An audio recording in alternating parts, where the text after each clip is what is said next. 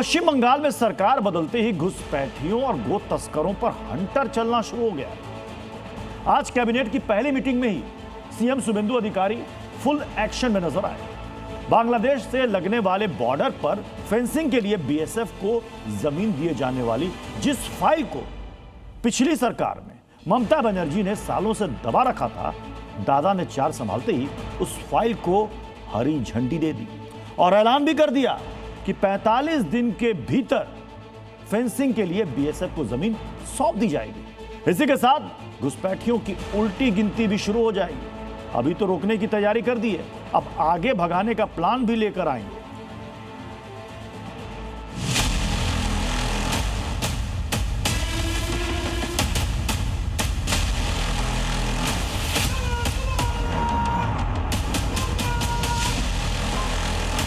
आज पहले कैबिनेट में हम लोग बीएसएफ को लैंड ट्रांसफर करने का डिसीजन ले लिया है। घुसपैठ असंभव होने वाली।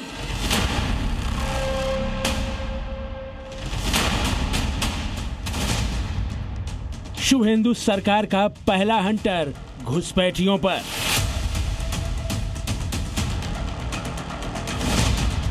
फेंसिंग का रोड़ा हटा, घुसपैठियों पर बम फटा।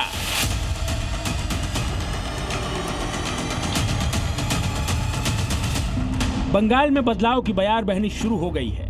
लटकाने भटकाने वाली परंपरा पर स्ट्राइक हो गई है। कैसे, बताएंगे आपको, लेकिन उससे पहले जरा बदलते बंगाल की ये तस्वीरें देख लीजिए। कैबिनेट मीटिंग में सीएम शुभेंदु अधिकारी के पीछे दीवार पर लगे पश्चिम बंगाल सरकार के बोर्ड का रंग भगवा हो गया है और उस पर राष्ट्रीय चिन्ह नजर आने लगा है। साथ ही राष्ट्रपति और पीएम की तस्वीर भी लग गई है। जब ममता बनर्जी सीएम थी तो यहाँ केवल विश्व बांग्ला का लोगो ही टंगा हुआ दिखता था। अब ये दूसरी तस्वीर भी देख लीजिए। बंगाल की सेक्रेटेरिएट बिल्डिंग नाबन्ना है जो भगवा रंग की रोशनी में अब नहाई हुई नजर आ रही है। ममता दीदी के शासन में ये इमारत नीले और सफेद रंग के साए में ही दिखा करती थी।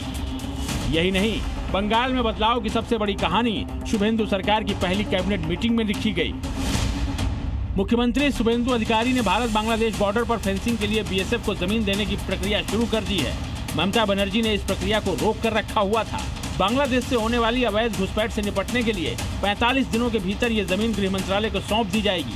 ममता सरकार हाईकोर्ट के आदेश के बावजूद जमीन देने में सालों से आनाकानी कर रही थी। जो जमीन बीएसएफ को मिलने वाली है उस पर बांग्लादेश से हो रही घुसपैठ को रोकने के लिए फेंसिंग की जानी है। जब तक फेंसिंग नहीं होती है तब तक बीएसएफ सुरक्षा नहीं कर सकती है। बीएसएफ को भूमि देनी पड़ेगी फेंसिंग के लिए भारत सरकार को। मेरे स्तर पर मैंने 7 पत्र लिखे ममता बनर्जी। पश्चिम बंगाल की बांग्लादेश के साथ लगभग 2216.7 किलोमीटर लंबी अंतर्राष्ट्रीय सीमा लगती है। ये भारत बांग्लादेश की सबसे लंबी राज्य सीमा है। इसी सीमा के 127 किलोमीटर हिस्से पर फेंसिंग होनी है। ये 127 किलोमीटर का क्षेत्र 9 जिलों में आता है।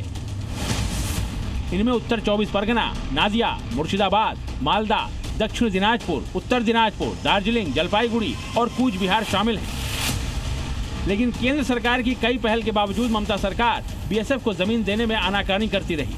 कलकत्ता हाईकोर्ट के निर्देश के बाद भी दीदी ने इस काम को पूरा नहीं किया। पिछले कई सालों से बॉर्डर पर फेंसिंग की मांग उठ रही थी।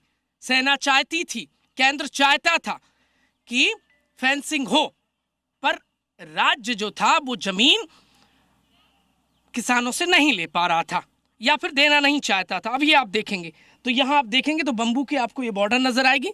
इनके सहारे सुरक्षा हो रही है। देखिए लकड़ियों में दीमक लग गया है। ये ऐसी बॉर्डर हो गई है।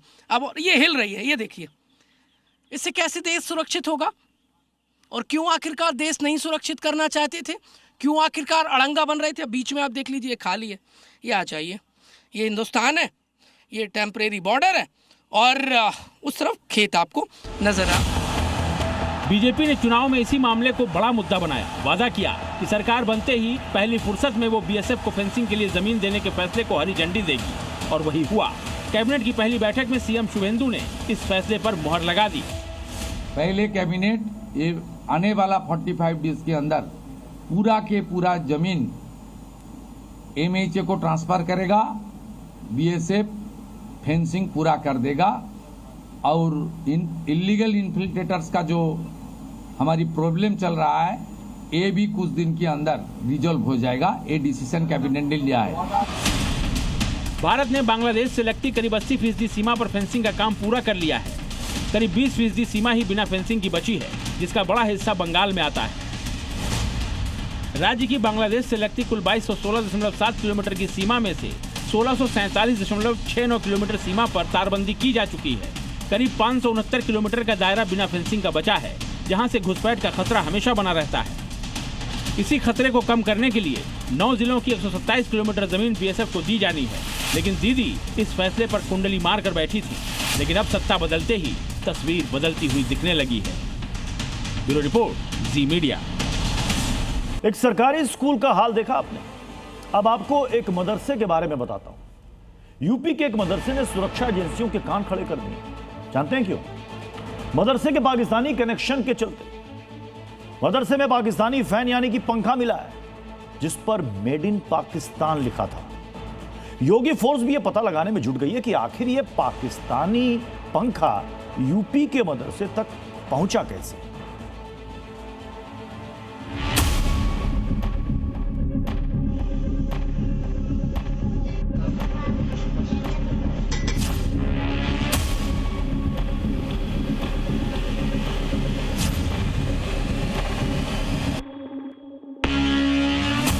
यूपी का कादरिया हकीकतुल उलूम मदरसा, जिसके पाकिस्तानी कनेक्शन ने पूरे सूबे में सनसनी मचा दी। योगी फोर्स समेत सुरक्षा एजेंसीज को अलर्ट मोड पर ला दिया, क्योंकि इस मदरसे में एक ऐसा पंखा मिला जिस पर मेड इन पाकिस्तान लिखा था। जैसे ही मदरसे में पाकिस्तानी फैन होने की खबर सामने आई, हर तरफ हड़कंप मच गया। मेड इन पाकिस्तान पंखे की तस्वीरें सोशल मीडिया पर वायरल होने लगी और इसी के साथ ये सवाल भी खड़े होने लगे कि मदरसे में मेड इन पाकिस्तान पंखा कहां से आया। मदरसे को पाकिस्तान से फंडिंग हो रही थी। पाकिस्तान में बैठा शख्स इस मदरसे से जुड़ा था। उस मदरसे के अंदर पाकिस्तान से निर्मित पंखे बरामद हुए हैं। पाकिस्तान से बना यह पंखा आखिर कुशीनगर के मदरसे में आया कहां से? बताया जा रहा है कि जो मदरसा संचालित हो रहा है वो गवर्नमेंट लैंड में चल रहे हैं। इस पूरे प्रकरण की जांच कराकर पुलिस अधीक्षक महोदय कुशीनगर, जिलाधिकारी कुशीनगर से वार्ता करके इस पूरे गंभीर प्रकरण की जांच कराएंगे। आखिर पाकिस्तान से पंखे कुशीनगर में आते कहां से हैं? इन मदरसों के लोग जो इसके प्रबंधक हैं, क्या आतंकवादी से जुड़े हुए हैं? स्थानीय नेता और हिंदू संगठन से जुड़े लोग मदरसे में मेड इन पाकिस्तान पंखा मिलने के बाद से भड़के हुए थे।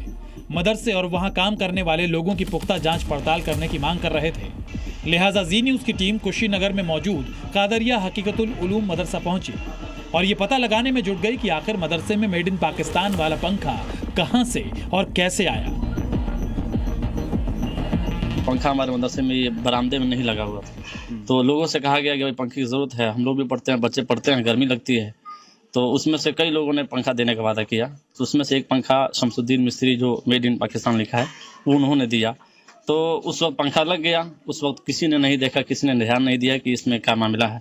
और आज साल भर के बाद जब वो ख़राब हुआ, लाइट तेज़ आने की वजह से चल गई, तो उसको उतार कर जब बनने के लिए गया तो मिस्त्री ने बताया कि इस पर तो मेड इन पाकिस्तान लिखा हुआ है।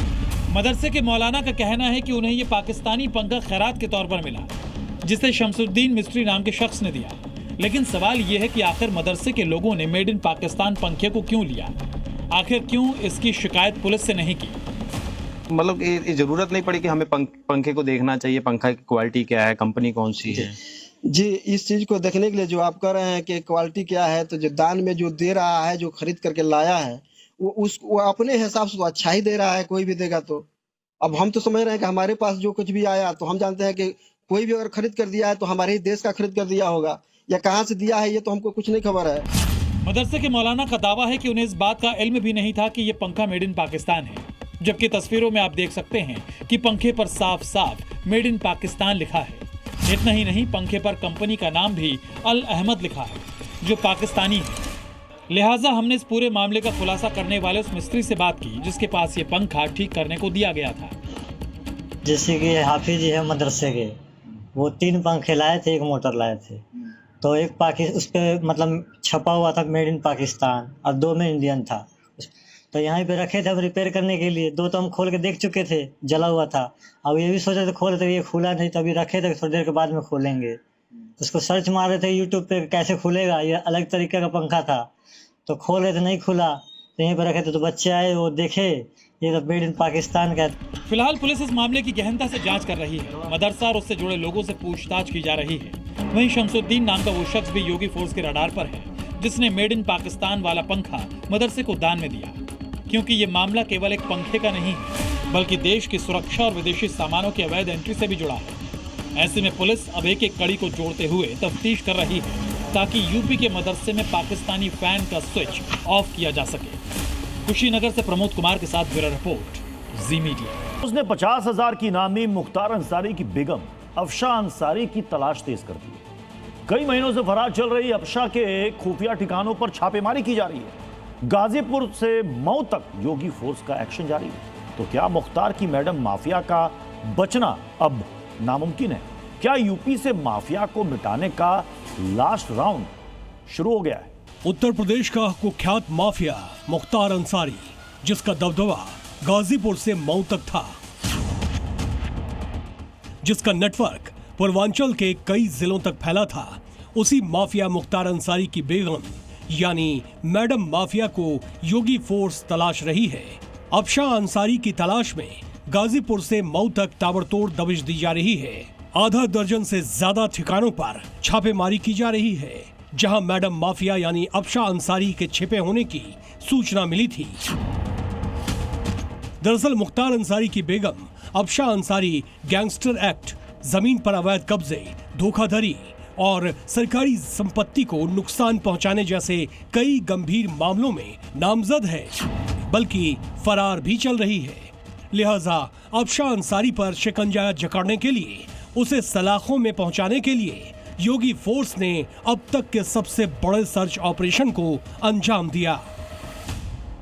अफशा अंसारी गाजीपुर के अलावा मऊ से भी 50,000 की नामियां हैं और अफशा अंसारी के विरुद्ध लुकआउट सर्कुलर भी जारी है। लगातार हमारी विभिन्न टीमें विभिन्न स्थानों पर लगातार उसको तलाशती रहती हैं। उसी के क्रम में आज ये कार्रवाई हुई है।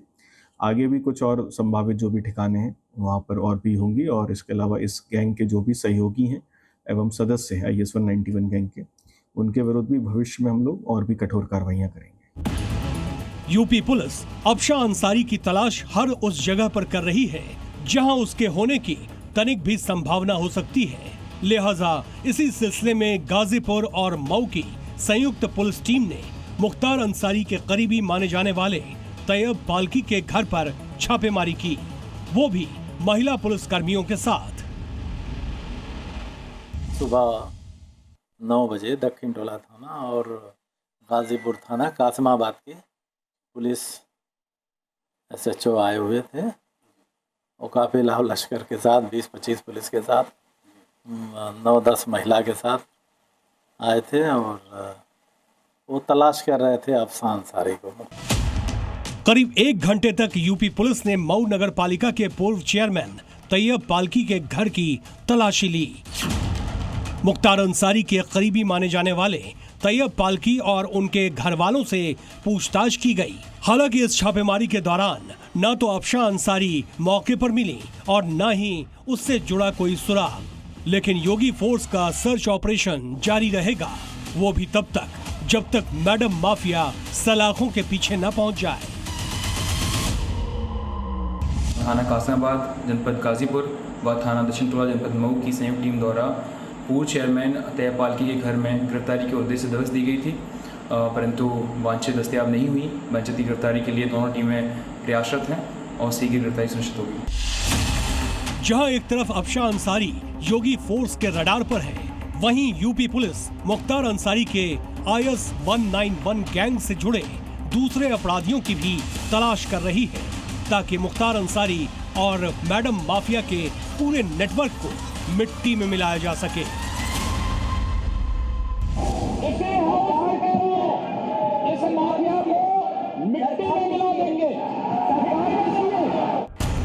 गाजीपुर मऊ में योगी फोर्स का मैडम माफिया के खिलाफ सर्च ऑपरेशन जारी है। वहीं संत कबीर नगर में योगी फोर्स ने माफिया नेटवर्क पर बड़ी चोट की है। ZXI वाहन संख्या UP 51 BU 8056 को, जिसकी कीमत 7,60,000 रुपए है, जब्त किया गया है। संत कबीर नगर पुलिस ने गैंगस्टर इसरार अहमद की उस कार को जब्त कर लिया जिसे उसने अपराध की काली कमाई से खरीदा था। जांच में खुलासा हुआ कि इसरार अहमद ने आपराधिक गतिविधियों और अवैध वसूली से काफी पैसे जुटाए थे, जिसे पुलिस ने सीज कर लिया।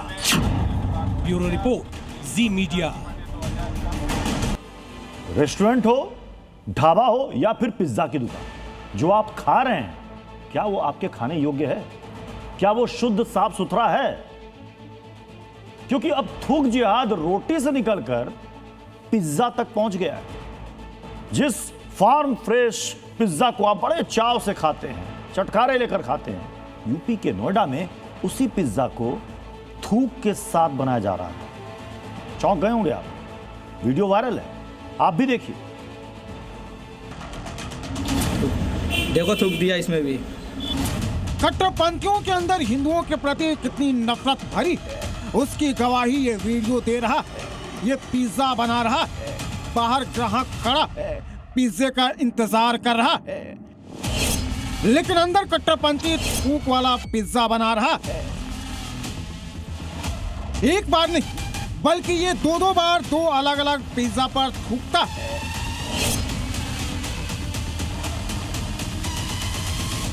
देखो थूक दिया इसमें भी। इसका नाम मुजम्मिल है और यूपी के हाईटेक शहर नोएडा में ये पिज्जा की दुकान चलाता है। इसके दिल में हिंदुओं के खिलाफ भरे जहर का खुलासा नहीं हो पाता अगर यहाँ पर सीसीटीवी कैमरा नहीं लगा होता। इसके डर्टी गुनाह से पर्दा दुकान में लगे सीसीटीवी कैमरे ने उठा दिया। पहले ये पिज्जा के बेस को बेलता है, फिर उसे हाथ में उठाकर थपथपाता है। इसके बाद कैमरे से मुंह छिपाकर पिज्जा बेस पर थूक देता है। दूसरे पिज्जा के साथ भी ये ऐसा ही करता है, लेकिन इस बार पिज्जा पर थूकते हुए साफ साफ कैमरे में कैद हो जाता है। पिज्जा पर थूकने का वीडियो जैसे ही सोशल मीडिया पर वायरल हुआ, हिंदू संगठन के कार्यकर्ताओं ने धावा बोल दिया। थूक जिहाद की घटना का खुलासा जैसे ही हुआ, नोएडा सेक्टर 24 की पुलिस एक्शन में आ गई और आरोपी को तुरंत गिरफ्तार कर लिया। जमीन के ऊपर हजारों कब्रों से भरा कब्रिस्तान और उसी कब्रिस्तान के नीचे बनी टनल से धड़धड़ाते हुए गुजरेगी भोपाल मेट्रो। ये विकास का वो खांचा है जो मध्य प्रदेश की मोहन सरकार ने खींचा है, लेकिन इससे भोपाल के कट्टरपंथी जमात के पेट में मरोड़े उठने लगी। मजहबी आस्था की दुहाई देते हुए मियां भाई ने इस प्रोजेक्ट का विरोध करना शुरू कर दिया है।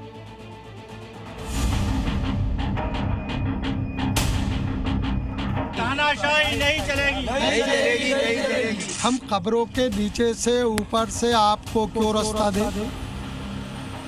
यहाँ तक कब्रिस्तान से नहीं निकलना चाहिए मेट्रो। मेट्रो प्रशासन होश में आओ, होश में आओ, होश में आओ। मेट्रो प्रशासन होश में आओ, होश में आओ, होश में आओ। मियां भाई बड़े गुस्से में हैं, हाथों में बैनर पोस्टर लेकर विद्रोह पर उतारू हैं, नारेबाजी कर रहे हैं। इनके गुस्से की वजह है पुराने शहर के कब्रिस्तान और वक्फ संपत्तियों के नीचे से प्रस्तावित मेट्रो का टनल रूट। मुस्लिम समाज और वक्फ कमेटी ने इस रूट पर आपत्ति दर्ज कराई है। आप मेरे पीछे तस्वीर में देखिए और यहाँ पर जो इनके हाथों में बोर्ड है उसमें नजर आ रहा है कि तानाशाही नहीं चलेगी। ऑल इंडिया मुस्लिम त्यौहार कमेटी और इसके अलावा अलग अलग जो मुस्लिम संगठन है यहाँ पहुँचे हुए हैं। हम इनसे बात भी कर लेते हैं कि क्या कारण है जो आप यहाँ पर आज ये तख्तियाँ लेकर पहुँचे हुए हैं। क्या मेट्रो प्रशासन से आपकी बात हुई है या नहीं हुई है? नहीं, मेट्रो प्रशासन से क्यों बात करें? कब्रिस्तान है, ये धर्मशाला नहीं है, पार्क नहीं है, जंगल नहीं है, जहाँ मर्जी आती है आप वहाँ घुस जाते हो। ये कब्रिस्तान है, ये हमारे आबा व अजदाद दफन है, हमारे बुजुर्ग वली सिफत लोग दफन है, स्वतंत्रता संग्राम सेनानी दफन है। हम कब्रों के नीचे से ऊपर से आपको क्यों रास्ता दे? धार्मिक भावनाओं के उल्लंघन, बिना अनुमति निर्माण और वक्फ संपत्तियों को नुकसान पहुंचाने के आरोपों के साथ अब इस मामले ने तूल पकड़ लिया है। भोपाल मेट्रो रेल कॉरपोरेशन का अंडरग्राउंड कॉरिडोर पुराने शहर के कई संवेदनशील इलाकों से गुजरने वाला है। मेट्रो रूट की एक टनल ऐतिहासिक कब्रिस्तानों और धार्मिक स्थलों के नीचे से गुजरनी है। टनल का एक हिस्सा भोपाल टाकिज क्षेत्र के बड़ा बाग कब्रिस्तान के नीचे से भी जाने वाला है। बड़ा बाग कब्रिस्तान शहर के सबसे पुराने और ऐतिहासिक कब्रिस्तानों में शुमार है, जहां हजारों कब्रें मौजूद हैं। इस कब्रिस्तान के नीचे से मेट्रो टनल गुजारे जाने की खबर से मुस्लिम समुदाय आक्रोशित है और अब इस फैसले के विरोध में उतर आया है। ये तो गवर्नमेंट की तानाशाही है। कब्रिस्तान, मंदिर, मस्जिद, ये मुद्दे आए दूसरे दिन चलना है। और ये मुस्लिम कमेटी त्यौहार की जो वो कमेटी है, हम लोग सारे के सारे यहाँ पर खड़े होंगे और बिल्कुल कतई नहीं निकलने देंगे यहाँ से हम मेट्रो का प्रोजेक्ट। हम ऑल इंडिया मुस्लिम त्यौहार कमेटी सड़कों पर प्रदर्शन करेगी।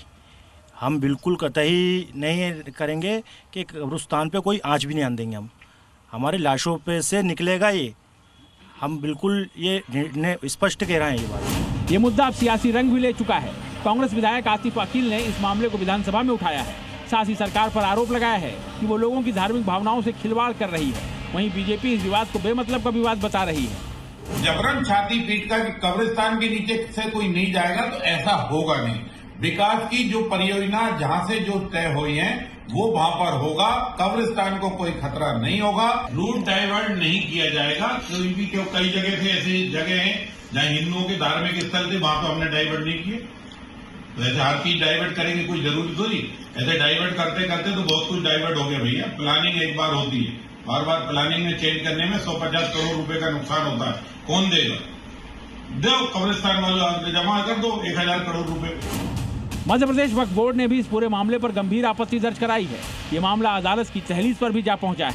पंजीकृत वक्फ कब्रिस्तानों के नीचे अंडरग्राउंड मेट्रो लाइन को लेकर कई याचिकाएं दायर की गई हैं। भोपाल मेट्रो परियोजना पहले भी विवादों में घिर चुकी है, कभी विस्थापन को लेकर तो कभी निर्माण में देरी और लागत को लेकर। हालांकि इस बार मामला धार्मिक स्थल से जुड़ा होने के चलते संवेदनशील और जटिल हो गया है। देशहित में आगे बढ़ते हैं। देश के सबसे बड़े दुश्मनों में से एक जैश ए मोहम्मद का मुखिया मसूद अजहर की भारत के खिलाफ साजिशें नाकाम हो रही हैं। तो अब वो बुर्का ब्रिगेड को मोहरा बनाने पर तुला है। जैश ने अपनी महिला टेररिस्ट विंग की शुरुआत कर रखी, लेकिन कंगाल पाकिस्तान में महिलाओं के पास टेररिस्ट बनने की बजाय कोई चारा नहीं बचा। इसलिए तो 3 दिन के अंदर वहां 2200 महिलाएं आतंकी संगठन में भर्ती हुई हैं। लेकिन भारत का दुश्मन जैश ए मोहम्मद का आतंकी मुखिया मसूद अजहर ऐसी महिला आतंकियों की ब्रिगेड तैयार करना चाहता और अब तक उसके ब्रिगेड में सैकड़ों बुर्का वाली आतंकी बनने के लिए भर्ती भी हो चुकी है। जैश ए मोहम्मद ने महिला आतंकियों की ब्रिगेड का नाम जमात उल मोमिनात रखा है। जमात उल मोमिनात का मतलब है इस्लाम में विश्वास रखने वाली महिलाओं का संगठन। जैश ने दावा किया है कि सिर्फ 3 दिन के अंदर ही उसके संगठन में 2200 से ज्यादा बुर्का वाली शामिल हो चुकी है। महिलाओं को आतंकी संगठन में शामिल करने के पीछे मसूद अजहर की सोची समझी प्लानिंग है। जैश ए मोहम्मद ऐसी महिलाओं को आतंकी संगठन में भर्ती कर रहा है जो गरीब है। वैसे भी पाकिस्तान में इस वक्त कंगाली चरम पर, इसलिए उसने महिलाओं को टारगेट किया। महिला आतंकी ब्रिगेड में मारे गए आतंकियों की बेगमों को भी शामिल कर रहा है मसूद अजहर। वैसे महिला आतंकियों को चुनने के पीछे मसूद अजहर की एक मजबूरी भी है। पिछले साल ऑपरेशन सिंदूर के बाद जैश में पुरुष आतंकियों की संख्या बहुत कम बची। खुद जैश ए मोहम्मद ने ऑपरेशन सिंदूर के हमले के वक्त का मंजर बयां किया।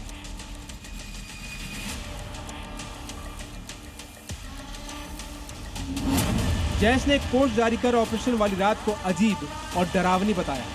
पोस्ट में दावा किया है कि उस रात आसमान से आग बरस रही थी। ऑपरेशन सिंदूर के बाद ही जैश ने महिला आतंकियों की भर्ती का काम शुरू किया। जैश ए मोहम्मद की लेडी ब्रिगेड अल मोमिनात को चलाने की जिम्मेदारी मसूद अजहर ने अपने करीबियों को सौंप रखी है। सादिया अजहर, जो कि मसूद की बहन है, वो महिला विंग की लीडर। मसूद की एक और बहन समायरा अजहर ट्रेनिंग का जिम्मा संभाल रही है। पुलवामा हमले के मास्टरमाइंड की पत्नी अफीरा बीबी विस्तार का जिम्मा संभाल रही है। सिर्फ जैश नहीं बल्कि हाफिज सईद का आतंकी संगठन लश्कर ए तैयबा भी महिला आतंकियों की ब्रिगेड तैयार कर रहा है। इसी साल फरवरी में लश्कर ए तैयबा ने लाहौर में महिला आतंकियों की एक बैठक बुलाई थी, जिसमें सैकड़ों बुर्का वाली महिलाओं का ब्रेन वॉश किया था।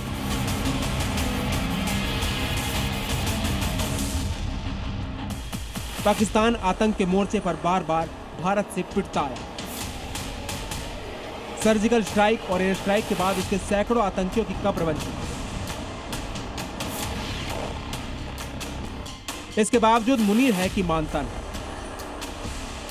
लेकिन उसकी महिला आतंकी वाली साजिश को तोड़ने के लिए सरहद पर सेना मुस्तैद है। ब्यूरो रिपोर्ट, जी मीडिया। पाकिस्तान की मुसीबत यहीं खत्म नहीं होती। मुनीर और शहबाज आज की तारीख में खुद को सबसे बड़े शांति दूत के तौर पर पेश कर रहे हैं, लेकिन इनके मुल्क के हालात क्या है, ये पूरी दुनिया अच्छे से जानती है। पाकिस्तान में बिजली और गैस की भारी किल्लत, और अब तो आलम यह है कि पाकिस्तान के पास सिर्फ 2 दिनों का ही गैस स्टॉक बचा है। ऐसे में पाकिस्तानी आवाम त्राहिमाम कर रही है। मुनीर की वर्दी और शहबाज की गर्दी ने जिन्ना लैंड को जीवे जीवे से मरे मरे पर ला खड़ा किया है।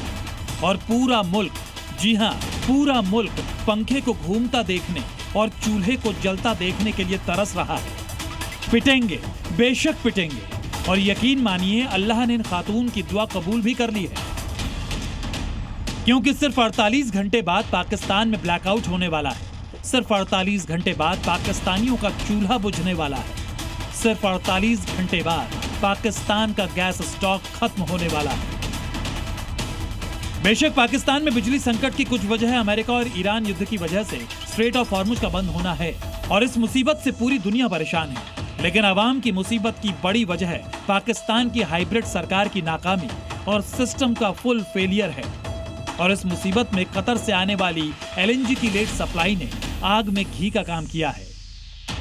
खबर है कि पाकिस्तान ने इंटरनेशनल स्पॉट मार्केट से महंगी LNG खरीदने के टेंडर को रद्द कर दिया। पाकिस्तान की सरकारी कंपनी PLL ने मई महीने के लिए 2 शिपमेंट इमरजेंसी टेंडर जारी किया था, लेकिन मुनीर और शहबाज ने युद्ध जल्द खत्म होने का हवाला देकर PLL के टेंडर को खारिज ही कर दिया। पाकिस्तान को लगता है कि पुराने समझौते के मुताबिक कतर जल्दी पाकिस्तान के लिए गैस के टैंकर भेजेगा, लेकिन आधा मई बीत जाने के बाद भी कतर से कोई टैंकर पाकिस्तान पोर्ट पर नहीं पहुंचा है। दरअसल स्पॉट मार्केट के इमरजेंसी तेल के मुकाबले कतर से आने वाला तेल पाकिस्तान को बहुत सस्ता पड़ता है, और कर्जे में डूबी शहबाज सरकार के लिए इमरजेंसी तेल या गैस लेना भी नामुमकिन हो चुका है। और रिजर्व के नाम पर तो पाकिस्तान में वैसे ही तेल और गैस का कोई स्टॉक है ही नहीं। दावा किया जाता है कि पाकिस्तान में सिर्फ और सिर्फ मुनीर की हुकूमत चलती है। मुल्ला मुनीर के नाम से हर कोई थर-थर कांपता है। लेकिन पाकिस्तान से ऐसी तस्वीर आई है जिसके बाद यह साफ हो गया कि पाकिस्तान में सिर्फ खौफ चल रहा है, जिसकी चपेट में खुद मुनीर तक आया हुआ है। मुनीर अपने बिल में दुबका हुआ है। आखिर क्यों? देखिए इस रिपोर्ट में। ये तस्वीरें पाकिस्तान के खैबर पख्तूनख्वा प्रांत के बन्नू इलाके की हैं, जिसमें दर्जनों ताबूतों को घेरे भारी भीड़ खड़ी दिखाई दे रही है। दरअसल ये ताबूत पाकिस्तानी सेना के जवानों के हैं जो TTP के हमले में मारे गए। लिहाजा पाकिस्तानी सेना के जवानों को दफनाने से पहले जनाजे की नमाज पढ़ी जा रही थी। लेकिन जानते हैं, पाकिस्तानी जवानों के इस जनाजे में ना तो पाकिस्तान का कोई बड़ा नेता शामिल हुआ और ना ही सेना का कोई अधिकारी या फिर अफसर। सिर्फ सेना के चंद जवान मौजूद थे और स्थानीय लोग। बड़ी हैरानी की बात है कि पाकिस्तानी फौज के जवानों के जनाजे में तो कोई भी नहीं पहुंचा, लेकिन चंद महीनों पहले ऑपरेशन सिंदूर के दौरान जब आतंकी मारे गए थे तो उनके जनाजे में शामिल होने के लिए पाकिस्तानी फौज के कमांडर, स्थानीय नेता, यहां तक कि लश्कर और जैश के टॉप कमांडर तक पहुंचे थे। जानते हैं इसके पीछे की वजह क्या है? पाकिस्तान में फैला खौफ, वो भी TTP और बलूच जैसे विद्रोही गुटों का, जो हर हाल में मुनीर ब्रिगेड को तबाह करना चाहते हैं। लिहाजा अपने जवानों की मौत के बाद भी ना तो मुनीर अपने बिल से निकला और ना ही उसके कमांडर। बस